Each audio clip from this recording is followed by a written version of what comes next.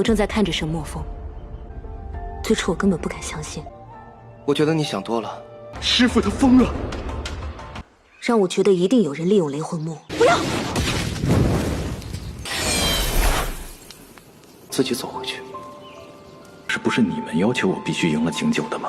来到一个新的环境，也没有记恨。在两望风岭一样。剑域没有别的出口，关键就在雷破云会怎么走。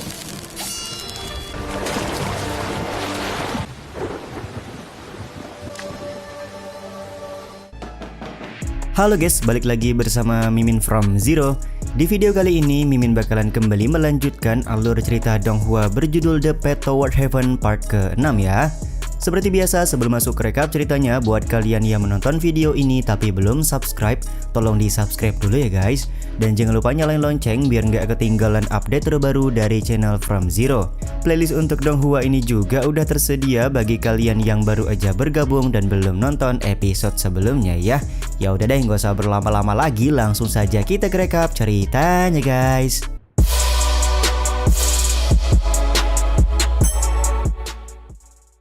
Episode kali ini dimulai dengan Jing Jiu yang bertanya tentang apa yang menyebabkan Zhao Layu ragu kalau sebenarnya paman guru Jing Yang tidak berhasil naik surga.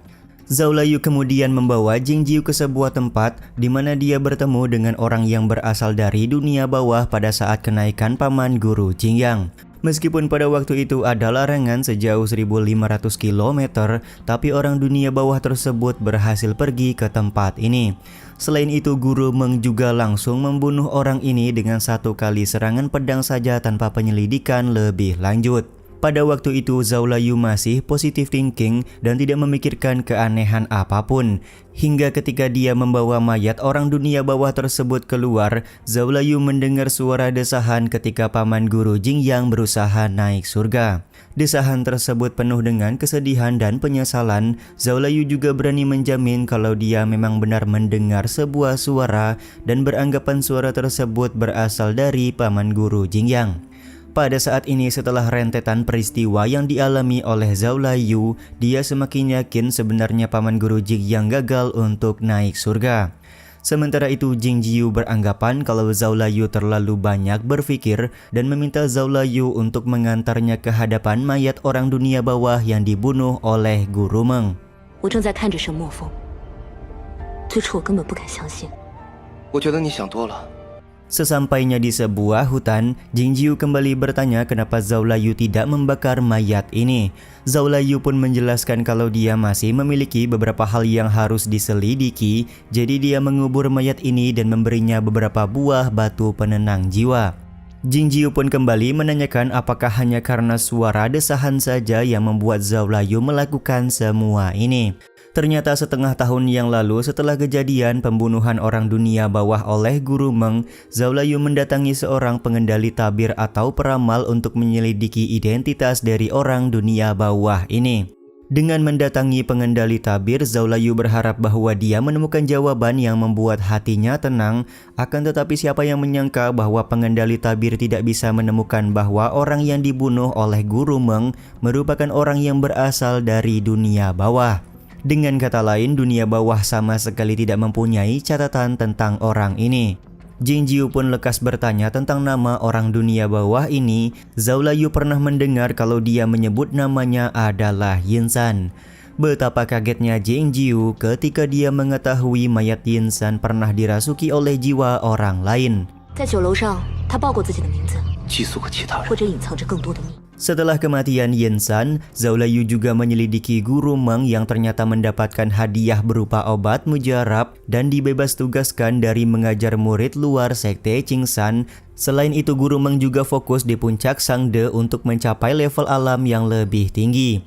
Menurut Zhao Layu, hadiah yang diberikan oleh puncak Sangde kepada Guru Meng terlalu berlebihan. Sedari itulah Zhao Layu mulai menaruh kecurigaan bahwa puncak Sangde terlibat dalam kegagalan paman guru Jing Yang naik surga.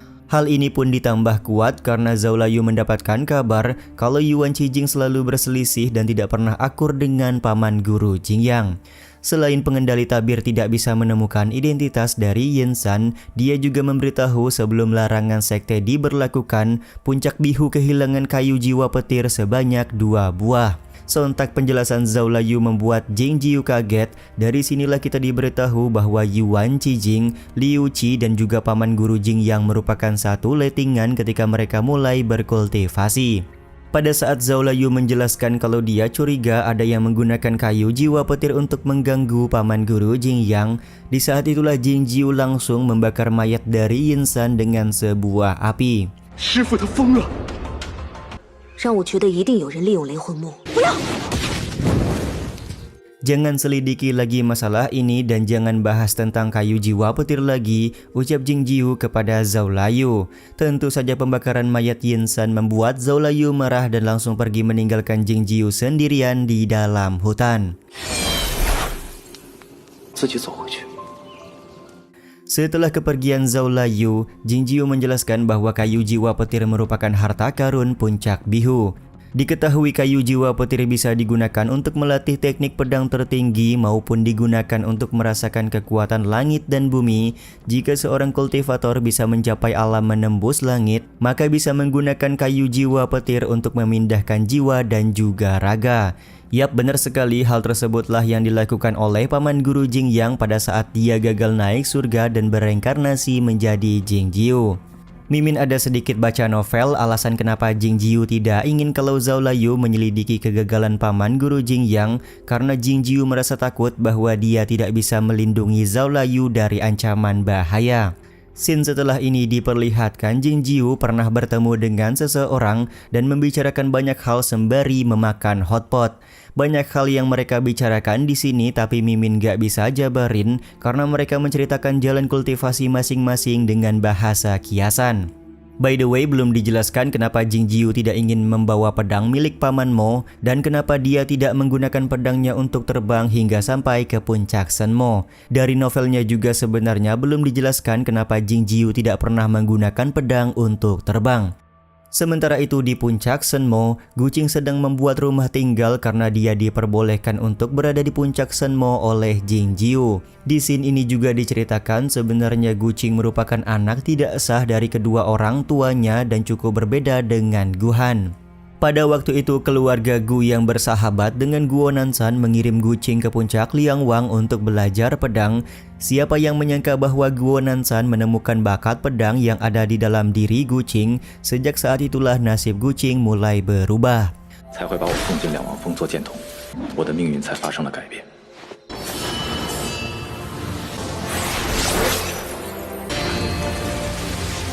Pada saat kalah di turnamen pedang oleh Jing Jiu, Guo Nansan tidak berkata apapun kepada Guqing sementara Guhan sangat marah kepada Guqing. Setelah dimarahi oleh Guhan, Guqing pergi ke puncak Sangde untuk mempertanggungjawabkan pencurian buku pedang 6 naga milik puncak Siyu. Karena Guqing mengakui kalau dirinya mencuri buku tersebut, maka puncak Sangde tidak bisa menyerang para senior puncak Liangwang dan hanya bisa memberikan hukuman kepada Guqing. Guqing sebenarnya mempertanyakan kenapa dia yang harus berkorban, padahal orang yang memintanya mempelajari teknik pedang 6 naga adalah Guo Nansan. Meskipun Guqing sedikit sedih dan bingung, tapi pada akhirnya dia tidak bisa mengeluhkan apapun. Semenjak meninggalkan puncak Liangwang, Guqing merasa bingung dengan identitasnya sendiri dan kenapa dia melakukan semua hal ini. Tapi pada akhirnya Guqing tersadarkan bahwa dia bukanlah lagi saudara Guhan ataupun anak pendekar pedang Guo Nansan, melainkan dia hanyalah diri sendiri yang bernama Guqing. 这不是你们要求我必须赢了景九的吗？来到一个新的环境，也没有记恨。 Beberapa saat kemudian, Guhan nyamperin Guqing yang sedang mendirikan rumah di puncak Senmo. Kedatangan Guhan kali ini tentu saja untuk mengomentari kesalahan yang dilakukan oleh Guqing dan mengajak Guqing turun gunung untuk mendapatkan hukuman tambahan. Dengan santuinya Guqing berkata kalau dia bukanlah murid puncak Liangwang lagi, sedari itu Guhan tidak berhak untuk menghukumnya. Guhan pun tampak kesal dan berkata bahwa dia akan menggunakan hukuman keluarga Gu untuk mendidik Guqing. Sambil tersenyum Guqing berkata bahwa Guo Nansan dan Guhan selalu mencoba untuk memisahkan Jing Jiu dan Liu Sisui dengan memberikan doktrin setelah naik gunung harus terputus dengan dunia luar. Tapi kenapa di sini Guhan malah menjilat ludah sendiri dengan ingin menghukum Guqing dengan hukuman keluarga yang berarti masih berurusan dengan dunia luar? Tentu saja perkataan Guqing ini membuat Guhan terdiam dan langsung pergi nyamperin Jingjiu untuk melakukan protes karena Jingjiu sudah menerima Guhan di puncak Shenmo. Bahkan di sini Guhan memberikan ancaman karena Jingjiu berani untuk menyinggung keluarga Gu. Tak lama kemudian Zhao Layu datang sembari menanyakan ada tujuan apa Guhan datang ke puncak Shenmo. Guhan pun kemudian memberi hormat sembari menjelaskan kalau dia ingin membawa Guqing pergi dari tempat ini karena menurut aturan Guqing tidak diperbolehkan untuk berada di 9 puncak. Zhao Layu pun berkata bahwa Guqing bukanlah murid puncak Liangwang dan dia hanya tinggal sementara di puncak Shenmo, jadi Guhan sama sekali tidak bisa membawanya pergi. Sejenak Guhan pun terdiam dan tidak bisa memberikan jawaban apapun lalu pergi meninggalkan puncak Shenmo. 在两王峰里一样。 Setelah Guhan pergi, Zhao Layu menjelaskan bahwa Guqing adalah saudara yang selalu mendapatkan penindasan dari Guhan. Dia juga bertanya apakah Guqing merupakan mata-mata yang dikirimkan oleh puncak Liangwang untuk menyelidiki puncak Shenmo. Jingjiu pun berkata bahwa Zhao Layu terlalu banyak berpikir. Jika memang 9 puncak saling waspada, kenapa mereka tidak memisahkan diri saja dari sekte Qingsan ini? Akan tetapi Zhao Layu punya pendapat yang berbeda, yang mana menurutnya meskipun 9 puncak tidak terpisah, pasti ada sebuah masalah di dalamnya. Jika tidak, kenapa Yuan Qijing harus menyerang dan membunuh Lei Poyun, dan kenapa Zuo Yi ingin membunuh Zhao Layu karena menyelidiki masalah kayu jiwa petir. Sekali lagi di sini Jingjiu meminta Zhao Layu untuk tidak menyelidiki masalah tersebut. Jingjiu menjelaskan meskipun jika memang benar ada masalah dengan kenaikan paman guru Jingyang ke surga, dengan kultivasi mereka pada saat ini mereka berdua tidak bisa berbuat apapun. Dia menyadari bahwa lawan mereka tidak hanya kuat tapi juga sangat kejam. Jadi yang terpenting untuk kita pada saat ini adalah berkultivasi dengan tenang dan secepat mungkin menaikkan level alam, ucap Jingjiu kepada Zhao Layu. Zhao Layu pun berkata bahwa dia bukanlah orang yang baik dan bahkan mungkin adalah orang yang sangat kejam, dan inilah jawaban yang diberikan oleh Jingjiu. 是啊，我好怕。 Jingjiu kemudian bercerita tentang penghuni surga Taiping yang merupakan mantan guru sekte Qingsan selain Yuan Qijing dan juga Liu Qi. Ternyata di sini Zhao Layu juga mengetahui tentang penghuni surga Taiping, yang mana beberapa tahun yang lalu sekte Qingsan mengeluarkan larangan 400 km ketika penghuni surga Taiping mencoba untuk mengasingkan diri. 他也是景阳氏叔祖的师兄，青山宗搬出800里禁令。 Jingjiu pun kemudian bercerita kalau Taiping, paman Jingyang, Yuan Qijing dan Liu Qi sebelum mereka berempat menjadi guru sekte, mereka pernah berkultivasi di puncak Sangde. Mendengar hal ini Zhao Layu pun kemudian menganggap sebenarnya paman guru Jingyang dan guru sekte yang lain berasal dari satu perguruan yaitu puncak Sangde. Di dalam hatinya Jingjiu berkata bahwa hal tersebut memanglah benar, di mana mereka sangat mengenal puncak Sangde. Mereka juga mengetahui bahwa di puncak Sangde ada sebuah pertapaan batu yang sangat dingin. Di dalam pertapaan batu tersebut ada sebuah sumur yang terhubung langsung ke dasar puncak Sangde, dan di dasar puncak itulah ada sebuah penjara pedang yang menahan iblis kuat yang sulit untuk dibunuh, beberapa ahli dari sekte sesat serta mata-mata dari dunia bawah dan negeri salju. Selain itu, sumur penjara pedang puncak Sangde tidak mempunyai jalan keluar lain, jadi hal yang dipikirkan oleh Jingjiu adalah bagaimana bisa Yinsan keluar dari dunia bawah dan apa hubungan Yinsan dan Lei Poyun yang menjadi gila. Menurut Jingjiu, kunci masalah ini adalah kayu jiwa petir yang dicuri oleh Lei Poyun. Jadi untuk memperjelas masalah ini, Jingjiu berencana menanyakan kepada salah satu dari 4 hewan penjaga sekte Qingsan. 监狱没有别的出口，关键就在雷破云。 Singkat cerita, malam harinya di suasana hujan petir, Jingjiu pergi ke sebuah pulau di wilayah sekte Qingsan untuk menemui penjaga tersebut. Baru juga sampai, Jingjiu langsung disambut oleh beberapa kucing hitam yang menjaga pulau kecil ini. Jing Jiu kemudian berbicara kepada patung besar di hadapannya sembari menjelaskan masalah yang sedang terjadi di Sekte Qingsan. Dia menganggap di antara 4 hewan penjaga Sekte Qingsan, hanya hewan yang dia temui yang sangat peka dan juga sensitif. Jing Jiu juga menyadari kalau hewan ini mengetahui kegagalannya naik surga karena disebabkan oleh sesuatu hal. Hewan yang ditemui oleh Jing Jiu adalah kucing penjaga Sekte Qingsan bernama Bai Gui. Jing Jiu berbicara kalau kali ini Bai Gui tidak memihak kepadanya, maka Bai Gui tahu persis apa yang akan dilakukan oleh Jing Jiu. Tapi Bai Gui malah menggunakan kekuatannya untuk melakukan serangan yang membuat Jing Jiu terlempar ke dalam laut.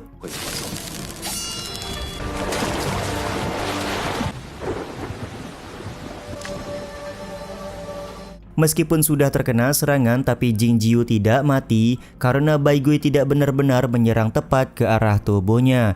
Jing Jiu kemudian berjalan ke arah Bai Gui sembari menjelaskan bahwa Bai Gui adalah hewan yang paling sensitif dan selalu berhati-hati serta penakut. Jing Jiu juga bertanya apakah Bai Gui takut kalau si orang itu masihlah hidup hingga saat ini. Jadi jika Bai Gui berpihak kepada Jing Jiu, maka si orang itu pasti akan menyalahkan Bai Gui sebagai penjaga Sekte Qingsan. 那我再问一个问题，雷破云的孩子只怕什么都不知道。 Setelah perbincangan Jing Jiu dan Bai Gui, dia sangat menyayangkan kematian Lei Po Yun karena si orang itu. Menurut Jing Jiu, Lei Po Yun sama sekali tidak mempunyai kesalahan dan tidak tahu apa-apa. Dari perbincangan ini bisa disimpulkan bahwasanya si orang itu adalah penyebab kegagalan paman guru Jing yang naik surga, dan Jing Jiu sudah menemukan kejelasan. Dia pun langsung pergi meninggalkan Bai Gui dan akan berkunjung di lain waktu. Si orang itu yang dimaksud oleh Jing Jiu masih misterius ya guys. Koreksi kalau Mimin salah, si orang itu yang dimaksud oleh Jing Jiu sepertinya penghuni surga Taiping. Mohon pencerahannya ya guys bagi yang paham dan kasih tahu Mimin alasannya kenapa.